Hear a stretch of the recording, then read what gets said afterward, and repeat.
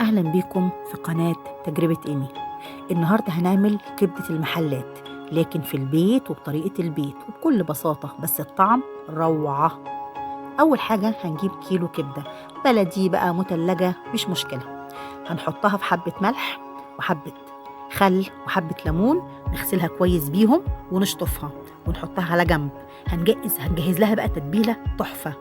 هنجيب فلفل حامي وفلفل رومي ونقطعهم كويس، ونحط معاهم 3 فصوص توم ونحطهم في الكبة، ونحط معاهم التوابل اللي هقول لكم عليها دي: ملح، فلفل، حبهان، كزبرة، كمون، ونضربهم كويس في الكبة.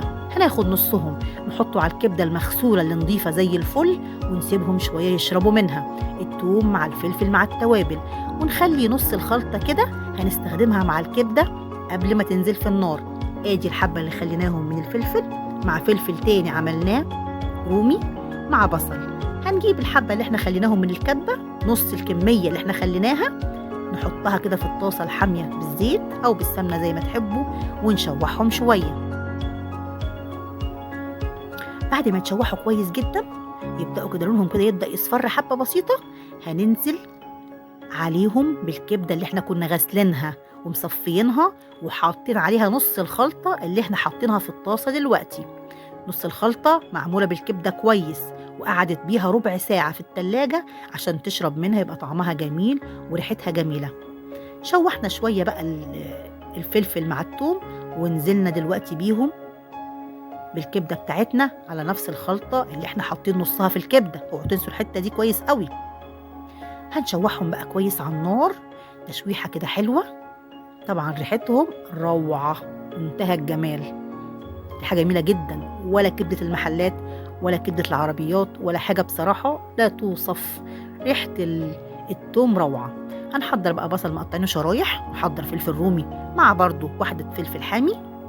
طعمها بيبقى في منتهى الروعة في الكبدة. طبعا معروف الكبدة من غير ما يكون فيها قرن فلفل حامي متبقاش حلوة، قرن الفلفل الحامي بيديها طعم بصراحة جميل جدا. هنشوح الحاجات بتاعتنا دي كلها مع بعض بقى، البصل مع الفلفل مع الكبدة. الريحة خرافة والطعم حاجة جامدة جدا، الحقيقة أجمل من أي حاجة أنا عملتها. والحقيقة دي طريقة جوزي هو اللي بيعملها بصراحة بنفسه، وعجبتني جدا وعجبت الولاد جدا، وبقينا كل مرة بنخليه هو اللي بيعمل لنا الكبدة عشان بتطلع بصراحة منه أحلى من كبدتي بكتير. الحاجات دي نفس، واضح إن نفسه أحلى مني يعني، بس مش مشكلة، لكن الكبدة بتبقى جميلة بصراحة جدا.